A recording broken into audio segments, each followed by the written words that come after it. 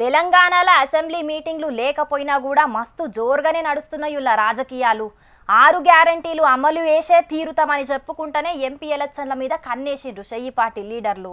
ఇక అయిపోయిందేదో అయిపోయింది, ఎంపీ ఎలక్షన్లన్నా ఎక్కువ సీట్లు గెలవాలి అని కారు పార్టీ పువ్వు పార్టోళ్ళు ఆలోచనలు చేస్తున్నారు.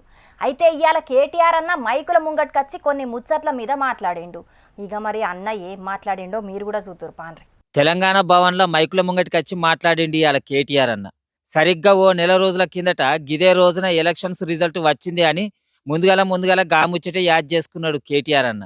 ఇక కేసీఆర్ సారు ముఖ్యమంత్రి కుర్చీల నుంచి దిగిపోవుడు చూసి చాలా మంది పరిశాన్ అయ్యారు అని చెప్పుకొచ్చిండు. సరిగ్గా నెల రోజుల కిందట డిసెంబర్ 3 నాడు ఆనాడు జరిగిన సార్వత్రిక ఎన్నికలకు సంబంధించిన ఫలితాలు వెలువడ్డ విషయం మీకు తెలిసిందే. పోతే గీతే మా ఎమ్మెల్యేగిన ఓడిపోతాడేమో, కానీ కేసీఆర్ గారు ముఖ్యమంత్రిగా ఉండరు అని మేము కలలో కూడా అనుకోలేదు అనే మాట.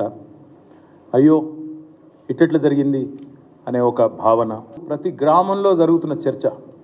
ఇక కారు పార్టీ సర్కారు మంచిగానే పనిచేసింది, ఎసొంటి కంప్లైంట్లు లేవు అనే చెప్పిర్రట పార్టీ కార్యకర్తలు. అభివృద్ధి విషయంలో ఎలాంటి కంప్లైంట్ లేదు, కరెంటు విషయంలో కంప్లైంట్ లేదు, నీరు విషయంలో కంప్లైంట్ లేదు, తాగునీరు ఇచ్చిన విషయంలో కంప్లైంట్ లేదు, రోడ్లు వేసిన విషయంలో ఎవరు కూడా ఏలెత్తి చూపలేదు. 10 ఏళ్ల పాలన మీద జరిగిన అభివృద్ధి మీద ఎవరు కాదనలేని కళ్ళకు కొట్టొచ్చినట్టు కనబడుతున్న వైనాన్ని అందరూ కూడా ప్రస్తావించారు. అన్న ఇక ఎంపీ ఎలక్షన్లను అయితే గట్టిగానే పోటీ ఇచ్చి ఎక్కువనే సీట్లు కొడతాం అని అంటున్నాడు కేటీఆర్ అన్న. తప్పకుండా పార్లమెంట్లో బ్రహ్మాండమైన ఫలితాలు వస్తాయి. ఎందుకంటే స్వల్పమైన మరి తేడా వచ్చింది తప్ప ఏమీ లేదు. కొన్ని చోట్ల ఉదాహరణకు ఆదిలాబాద్ పార్లమెంట్లో ఒక 2-3 బీజేపీ అభ్యర్థులు ఎవరైతే గెలిచినారో వాళ్ళు ఇదివరకు 4 సార్లు ఓడిపోయినారు. వాళ్ళ మీద ఆ సానుభూతి కూడా కొంత పనిచేసినట్టుంది. ఇక ఈ తాప పువ్వు పార్టీ అధ్యక్షుడు కిషన్ రెడ్డి సారు ఎమ్మెల్యేగా పోటీ చేయకపోవడానికి కారణం కూడా కారు పార్టీనట. మా దెబ్బకు జడిసే కదా మొన్న కిషన్ రెడ్డి గారు పోటీ చేయలే అంబర్పేట నుంచి. పోయినసారి ఆయన నొడగొట్టింది బీఆర్ఎస్ కాదా? ఈసారి తప్పించుకొని పారిపోలేదా కిషన్ రెడ్డి గారు?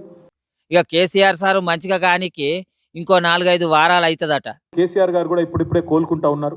ఇంకా ఒక 4 వారాలు వారికి పడుతుండొచ్చు, 4 నుంచి 5-6 వారాలు పడుతుండొచ్చు.